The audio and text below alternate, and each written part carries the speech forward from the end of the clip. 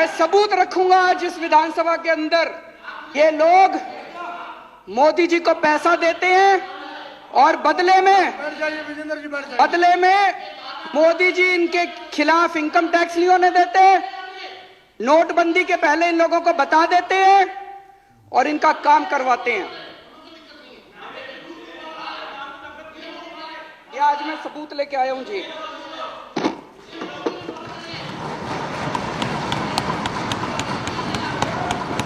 ये कागज मेरे कागज नहीं है जी, ये इनकम टैक्स डिपार्टमेंट के कागज हैं। इनकम टैक्स डिपार्टमेंट ने 15 अक्टूबर 2013 को आदित्य बिड़ला ग्रुप के ऊपर रेड हुई। उस रेड में इनकम टैक्स डिपार्टमेंट में रेड होती है, वो वहां से सारे उनके कागज उठा के लाते हैं।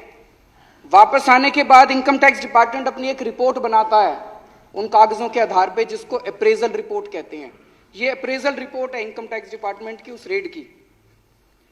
उस रेड में उनके अकाउंटेंट से पूछा इनकम टैक्स वालों ने, अकाउंटेंट का नाम कोई सक्सेना था। सक्सेना ने कहा जी मैं हवाला का पैसा लेके आता हूं, मेरे बॉस हैं उनका नाम शुभेंदु अमिताभ है, वो जिसको कहते हैं फिर मैं उनको पैसा जाके बांट देता हूं। शुभेंदु अमिताभ बिड़ला ग्रुप के ग्रुप एग्जीक्यूटिव प्रेसिडेंट थे। शुभेंदु अमिताभ के लैपटॉप, फोन, ब्लैकबेरी सब चेक किए गए तो उनके लैपटॉप से एक एंट्री मिली। ये एंट्री है 16 नवंबर 2012 की। इसमें लिखा हुआ है गुजरात सीएम 25 करोड़ रुपए।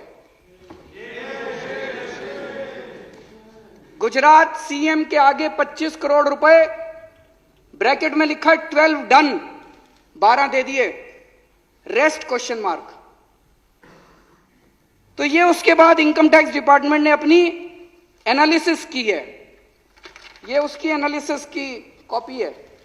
एनालिसिस में इनकम टैक्स डिपार्टमेंट लिखता है, considering the highly incriminating nature of transactions in the data retrieved from the laptop and hard disk of Shubhendu Amitabh and evasive replies and unsubstantiated claims made by him, it would be imperative for the assessing officer to scrutinize the data available in seized documents, including the laptop and hard disk, and determine the quantum of income concealed by Shri Shubhendu.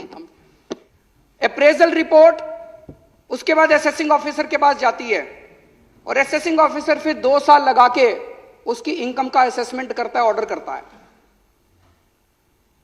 अक्टूबर 2013 में red हुई थी। उसके बाद 6 महीने बाद इनकी सरकार आ गई तो असेसिंग ऑफिसर की हिम्मत नहीं थी जो इसकी जांच कर सके। उसके बाद तो इसकी कोई जांच नहीं हुई उसके बाद। और अब ये केस को रफा दफा करने की कोशिश की जा रही है। सेटलमेंट कमीशन में इस केस को भेज दिया और बहुत जल्दी ये केस खत्म होने वाला है। इस केस को रफा दफा करने की कोशिश की जा रही है। एक और बड़ी मजे की बात है, इसी रिपोर्ट के अंदर बिड़ला ग्रुप के जो पेंडिंग प्रोजेक्ट हैं गुजरात सरकार में, उनकी लिस्ट दी हुई है। इससे शक पैदा होता है कि आप ये पैसे ये काम करवाने के लिए दिए गए थे क्या। इसमें लिखा है, levy of stamp duty matter has been taken up at the principal secretary level and through the honourable chief minister's office, deputy collector stamp has been instructed from Gandhinagar not to initiate any action. मतलब कि मुख्यमंत्री दफ्तर, गुजरात के मुख्यमंत्री दफ्तर ने stamp duty ना लेने के आदेश दे दिए हैं। इनको गैस की जरूरत थी तो इसमें लिखा है गैस के लिए भी बात हो गई है। तो जो जो काम पेंडिंग थे गुजरात सरकार में उनकी सबकी लिस्ट दी हुई है। तो एक मन में यह शक होता है ये 25 करोड़ रुपए ये सारे काम करवाने के लिए पैसे दिए गए थे क्या। एक और इसी तरह का इंसिडेंट हुआ। अगर ये एक ही होता तो लगता कुछ गड़बड़ है।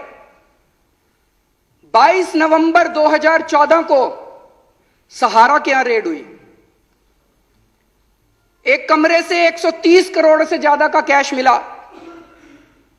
वहीं पे कुछ कागज मिले, उन कागजों में भी नरेंद्र मोदी जी का नाम है कि लगभग 400-500 करोड़ रुपए देने की बात है उन कागजों के अंदर। और कई नेताओं के नाम है, कई मुख्यमंत्रियों के नाम है देश के, उनमें नरेंद्र मोदी जी का नाम भी है। लेकिन इसकी अब जांच कौन करेगा। भारत के इतिहास में शायद आजादी के बाद पहली बार ऐसा हुआ है कि किसी प्रधानमंत्री का काला धन का जो खाता, बही खाता, हर बड़ा बड़ा जो भी बड़ा उद्योगपति खरबपति होता है उसका एक नंबर का खाता होता है और एक काले धन का खाता होता है। इतने करोड़ों का पैसा ऐसे ही थोड़ी दे देते हैं। काले धन के खातों के अंदर किसी प्रधानमंत्री का बाय नेम नाम आता हो, मुझे लगता है आजादी के बाद पहली बार ऐसा हुआ है।